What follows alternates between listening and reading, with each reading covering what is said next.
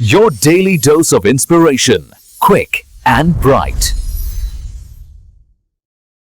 नमस्कार। पैसों को लेकर जो उलझन होती है वो कभी कभी एक धुंध जैसी लगती है ना।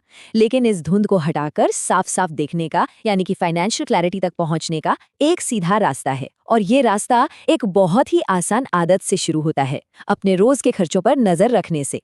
चलिए इस सफर पर आगे बढ़ते हैं। महीने के आखिर में ये सवाल तो शायद हम सबके मन में आता है। सैलरी अकाउंट में आती है और फिर पता ही नहीं चलता कि कहाँ चली जाती है ना। ये एक बहुत ही आम उलझन है, पर अच्छी बात यह है कि इस रहस्य से पर्दा उठाया जा सकता है। और अच्छी खबर ये है कि इसका जवाब जानना कोई रॉकेट साइंस नहीं है। अपने पैसे पर कंट्रोल पाना कोई मुश्किल काम नहीं, बल्कि ये तो अपनी फाइनेंशियल लाइफ को बेहतर बनाने की तरफ पहला और सबसे जरूरी कदम है। तो सबसे पहले ये समझते हैं कि ये सब किया ही क्यों जाए। कई लोगों को लगता है कि खर्चों का हिसाब रखने का मतलब है खुद पर पाबंदियां लगाना, लेकिन सच कहूं तो ये ठीक इसका उल्टा है। ये असल में पैसों की आज़ादी की तरफ पहला कदम है। देखिए, जब हम जागरूक होते हैं तो उसमें एक अलग ही ताकत होती है। इससे वो छोटी छोटी खर्च करने की आदतें सामने आती हैं जिन पर हमारा ध्यान ही नहीं जाता, जैसे रोज बाहर की कॉफी या अचानक से कर ली गई ऑनलाइन शॉपिंग। और जब ये पता चल जाता है कि पैसा असल में जा कहाँ रहा है, तो पैसों को लेकर जो टेंशन होती है वो अपने आप कम हो जाती है।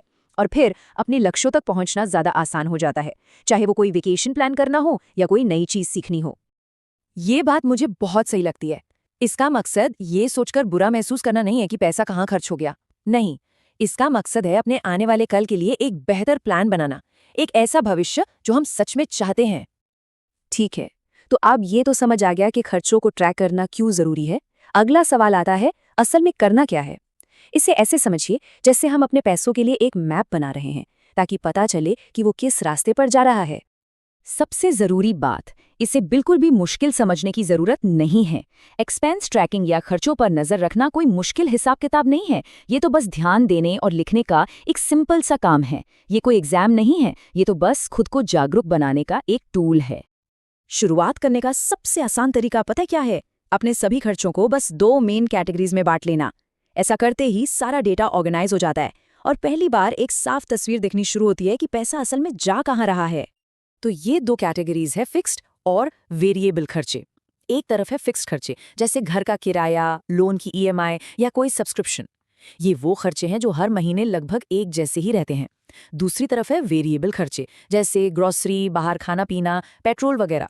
ये हमारी आदतों और ज़रूरतों के हिसाब से हर महीने बदलते रहते हैं। इन दोनों के बीच का फर्क समझना किसी भी बजट बनाने की नींव है। चलिए अब बात करते हैं कि इसे असलियत में कैसे किया जाए। यहाँ हम कुछ प्रैक्टिकल तरीकों पर नजर डालेंगे ताकि कोई भी वो तरीका चुन सके जो उसकी लाइफ में सबसे आसानी से फिट हो जाए। एक बात हमेशा याद रखनी है, दुनिया का सबसे अच्छा सिस्टम भी बेकार है अगर उसका इस्तेमाल ही न किया जाए। इसलिए सबसे जरूरी है कि आप जो भी तरीका चुनें उसे लगातार इस्तेमाल करें। कंसिस्टेंसी ही यहाँ सब कुछ है। पहला और सबसे क्लासिक तरीका है पेन और पेपर। बहुत ही सीधा साधा तरीका है। बस एक छोटी सी डायरी अपने पास रखिए और दिन भर के हर छोटे बड़े खर्च को उसमें लिखते जाइए।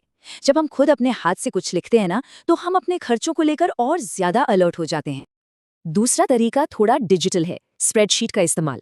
गूगल शीट्स या एक्सेल में आप तारीख, खर्च की कैटेगरी और अमाउंट के कॉलम बना सकते हैं। इसका सबसे बड़ा फायदा ये है कि आप आसानी से टोटल देख सकते हैं, ट्रेंड समझ सकते हैं और ये भी पता लगा सकते हैं कि किस कैटेगरी में कितना खर्च हो रहा है। और तीसरा सबसे मॉडर्न तरीका है ऐप्स का इस्तेमाल करना। आजकल बहुत सारी बजटिंग ऐप्स हैं जो आपके बैंक अकाउंट से सेफली लिंक होकर सारे खर्चों को ऑटोमेटिकली ट्रैक कर लेती हैं। ये सबसे आसान और सुविधाजनक तरीका है, खासकर उन लोगों के लिए जो टेक्नोलॉजी पसंद करते हैं। तो सही तरीका कौन सा है? देखिए, ये पूरी तरह इस बात पर निर्भर करता है कि किसी की ज़रूरतें और आदतें क्या हैं। अगर सादगी और माइंडफुलनेस चाहिए तो पेन और पेपर बेस्ट है। अगर डेटा पर पूरा कंट्रोल और कस्टमाइजेशन चाहिए तो स्प्रेडशीट बढ़िया है। और अगर सुविधा और ऑटोमेशन की तलाश है तो ऐप्स सबसे अच्छे हैं। और आखिर में चलिए इस आदत के सबसे मज़ेदार हिस्से पर चलते हैं, इसका लॉन्ग टर्म फायदा। ये सिर्फ रोज के खर्चों को लिखने के बारे में नहीं है, बल्कि ये छोटी छोटी आदतों को अपने बड़े सपनों से जोड़ने के बारे में है। जब आप खर्चों पर नजर रखते हैं ना, तो आपको सिर्फ नंबर्स नहीं दिखते, बल्कि नए मौके दिखने लगते हैं। आपको साफ साफ वो पैसा दिखाई देने लगता है जिसे बचाकर आप अपने सपनों को पूरा करने में लगा सकते हैं। जरा इस नंबर को देखिए, 36,500 रुपए। पता है ये क्या है? ये वो रकम है जो सिर्फ 100 रुपए रोज बचाकर 1 साल में जमा हो सकती है। वही 100 रुपए जो शायद बाहर की एक कॉफी या छोटी मोटी चीजों पर यूं ही खर्च हो जाते हैं। यही है छोटी छोटी बचत की असली ताकत। और उस पैसे से क्या क्या किया जा सकता है? वही बचत एक नई स्किल सीखने, एक ड्रीम वेकेशन पर जाने या सबसे जरूरी एक इमरजेंसी फंड बनाने में मदद कर सकती है, जो मन की सच्ची शांति देता है। तो सबसे बड़ी सीख यही है, फाइनेंशियल सक्सेस किसी एक बड़े कदम से नहीं मिलती, बल्कि रोज लिए जाने वाले छोटे छोटे डिसिप्लिन्ड कदमों से मिलती है। और ये आदत उन्हीं में से एक है। तो ये विश्लेषण इसी एक सवाल के साथ खत्म होता है। अगर आज से ही ये छोटी सी आदत शुरू की जाए तो वो पहला सपना कौन सा होगा जिसे पूरा करने की तरफ कदम बढ़ाया जा सकता है? जरा सोचिए।